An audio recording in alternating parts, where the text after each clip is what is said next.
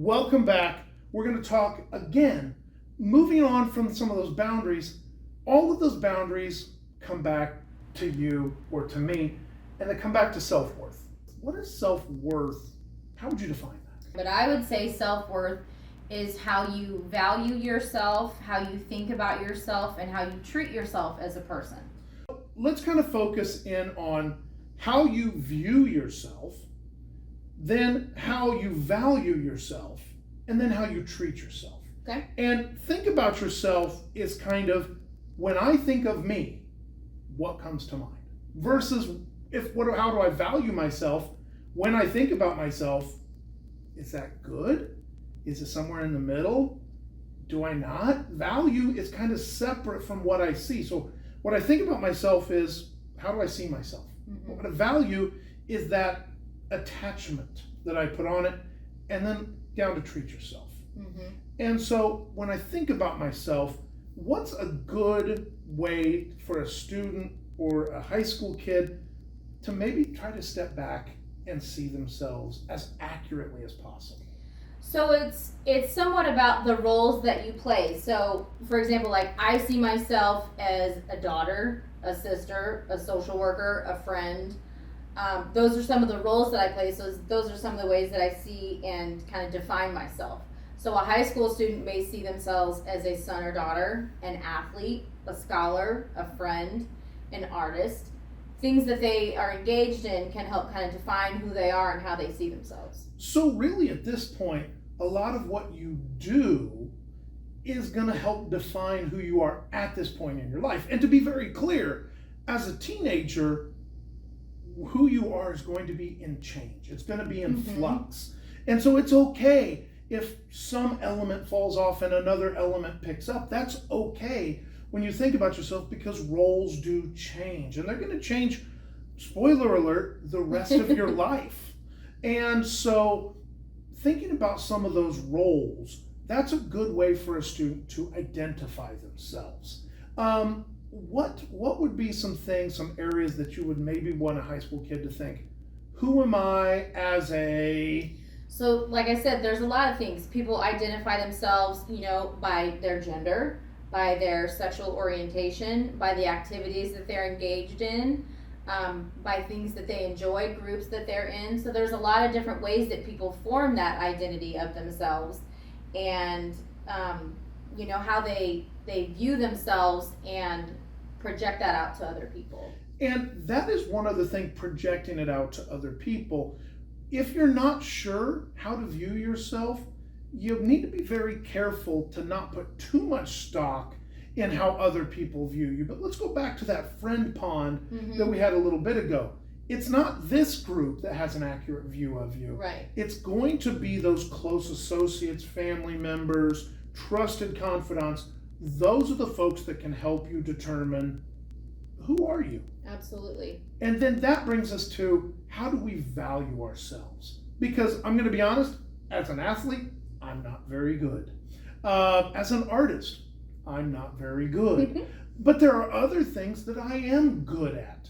I am good at creating things that are not necessarily artistic, but that are manual labor, building things. That's what I'm good. That's something that I am. How do we put value to some of those roles that we have? So I would say that, everyone comes with their strengths and their weaknesses. Everybody has things that are easy for them, that they're good at, and everybody has things that they struggle with. So I would prefer, coming from a positive mindset, to think about the things that are easy for me, that I like, that I'm good at. So I like photography. I don't know how great I am at it, but I really enjoy doing it. But I really liked what you said earlier about the friendship pond, because I heard an adage one time. It was like, you should never accept criticism for someone that you wouldn't go to for advice. It's true. So if this, kids often come to me and they say, well, so-and-so said something about me. And I'm like, is that person close to you? Do they matter to you? If not, then what they say shouldn't really affect you too much, because how much do you weigh and value their opinion? And some of that you have to look and reflect within yourself. And that's where that self-reflection piece comes in, to kind of think back and take a step back and think, You know, where do I find value in myself? Some people it's at school, some people it's at church, some people it's on the athletic field, some people it's at home. Some people have a hard time finding any value in themselves because they feel like they haven't found their little box yet of what they're good at. And that's okay, because like you said, we are ever evolving and ever changing. So if you haven't found your sweet spot yet, don't give up on that, because you still got time to kind of get there. And I think that's a really good point, because as young people, you are evolving. Mm-hmm. And you're going to find things that you were once good at that maybe you're only middle good at Sure. now, because others have excelled.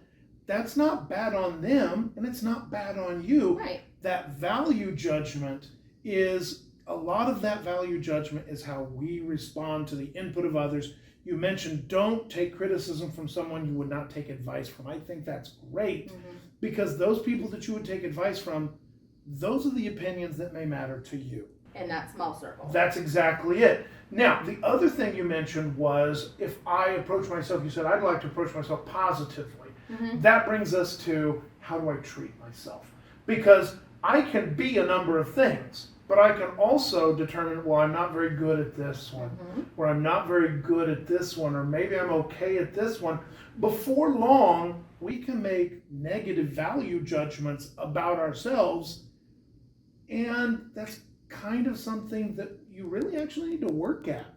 Because you choose, am I going to choose negative, or am I going to choose positive? And I will admit that sometimes that's a struggle for me, because I'm a perfectionist. And so sometimes I have a hard time when I don't live up to the expectations that I set for myself. What are some guidelines that, when you have a crossroads, when you have a choice, how can we choose to be positive? How can we choose to treat ourselves? I would encourage you to take a step back, to think about, you know, what would my mom say, or what would my best friend tell me if they were in this situation? To again, try to find the positive light in this situation or of yourself, because there's no one or no situation or no thing that's all bad. People Right. are a mixture of good and bad, so it's sometimes about what you choose to focus on is what will be. And really, the relationship that you have with yourself sets the tone for all of the other relationships in your life. So if you have a hard time being good and kind to yourself, you probably have a hard time being good or kind or honest with the people around you. And that's not to say that if you have a hard time being good to yourself, you can't be good to others, but you will have a healthier relationship and boundaries with others if you're good to yourself first. Absolutely.